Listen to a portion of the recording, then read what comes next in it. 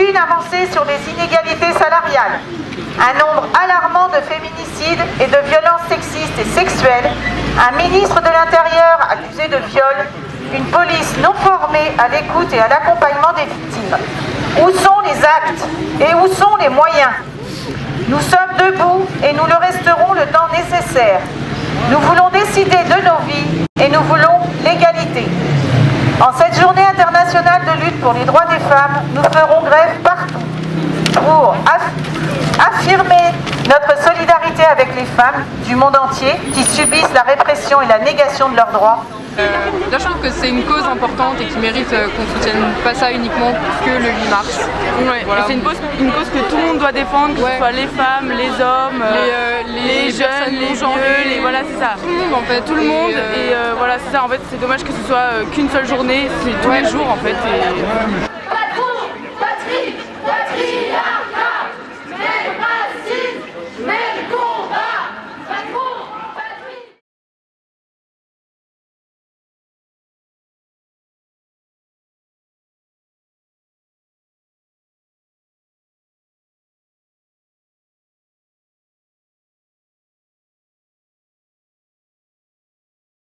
Une militante syndicale vient de déposer plainte contre un syndicaliste de la CGT pour viol, agression sexuelle, torture et actes de barbarie. Nous sommes bouleversés, nous pensons à elle, à sa force et à son courage. Nous lui adressons notre solidarité sans faille face à ces faits gravissimes et aux pressions exercées contre celles qui voudraient s'exprimer. Les mandats confédéraux de cet homme ont été suspendus par la commission exécutive confédérale de la CGT. Nous saluons la réactivité de cette mesure, mais cela ne suffit pas, car la suspension de ces mandats n'a pas fait l'unanimité, avec un vote contre et 3 abstentions. Les syndicalistes qui ne votent pas de mesures conservatoires pour protéger de toute forme de représailles la victime et les syndiqués qui vont devoir continuer de les côtoyer sont les complices des agresseurs et de l'impunité dont ils bénéficient. Brandir le non-respect de la présomption d'innocence est un classique contresens. La présomption d'innocence ne s'applique que dans le cadre de procédures pénales. Prendre des mesures conservatoires en interne des organisations ou des lieux de travail est une revendication que nous portons face aux employeurs en matière de violences sexuelles. Elle doit s'appliquer dans nos syndicats. Exiger des moyens pour lutter contre les violences sexistes et sexuelles. 1 milliard pour accompagner et protéger les victimes, pour former les professionnels à leur côté, pour sanctionner les agresseurs et pour faire appliquer les lois. Exiger l'égalité salariale et professionnelle. En France, les femmes occupent 80% des emplois précaires et sont payées en moyenne 26% de moins que les hommes. Si t'es fier d'être un macho, tape dans tes couilles.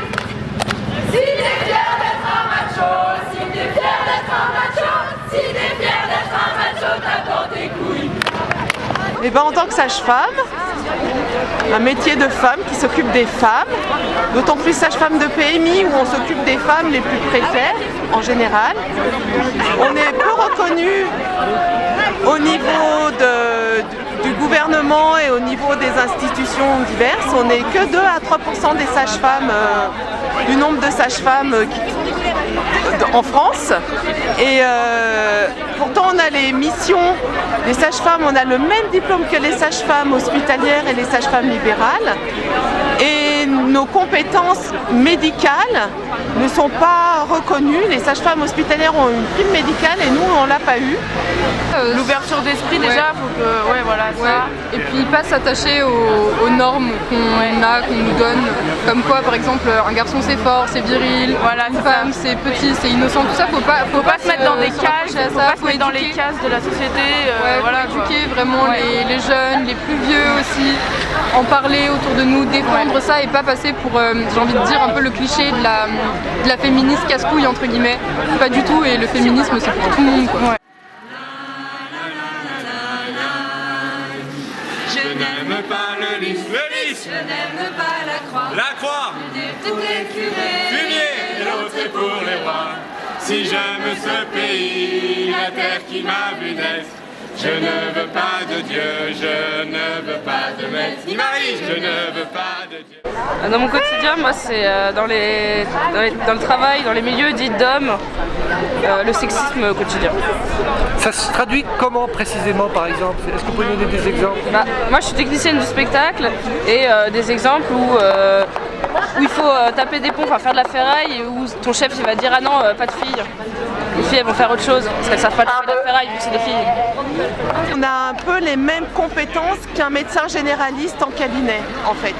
On s'occupe de la sexualité des femmes, des frottis, on s'occupe de la santé sexuelle des jeunes et la santé gynécologique des femmes.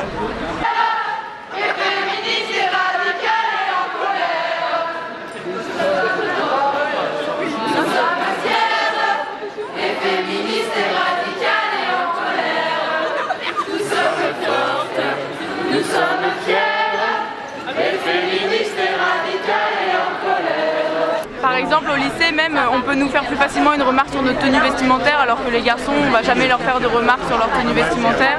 Ça... Revendiquer la revalorisation des métiers féminisés et faire enfin appliquer la loi qui prévoit depuis 50 ans un salaire égal pour un travail de valeur égale. Dernièrement, là, on a le droit de prescrire le traitement des infections sexuellement transmissibles aussi bien aux hommes qu'aux femmes, alors qu'avant, on n'avait pas cette compétence-là. On nous donne des compétences supplémentaires, mais on n'est pas revalorisé au niveau des responsabilités qu'on a supplémentaires.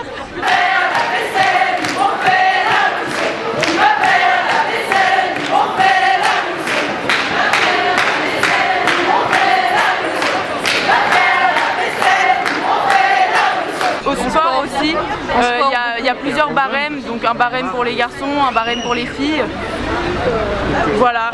Après, Ça sera questionné pour vous. Voilà, c'est ça. C'est ça. Au niveau de l'éducation, au lycée aussi. Traiter, par exemple, quand on va dire les garçons, ranger les tables, ranger les chaises. Les filles, forcément, on n'en parle pas, on leur demande pas leurs bras, leurs forces. On va demander aux hommes. Je trouve ça dommage en fait, parce qu'au final, tout ce qui est côté force physique, bah, c'est aussi quelque chose qu'on a. Donc je vois pas pourquoi on serait mise. Et aussi, mais c'est aussi du côté des garçons, on leur demande d'être forts, virils, il y en a, ils peuvent pas montrer leur côté plus doux. De toute façon, je trouve que quand on parle des droits de la femme, on parle des femmes, mais ça veut pas dire qu'on minimise les hommes du tout. C'est pas du tout une attaque envers le genre masculin ou quoi que ce soit. Je pense que c'est à souligner là-dedans. Et c'est aussi quelque chose qui fait peur aux hommes justement de se sentir minoritaires et peut-être pas légitimes à défendre ce genre de cause. Donc faut se bouger un peu. Ouais.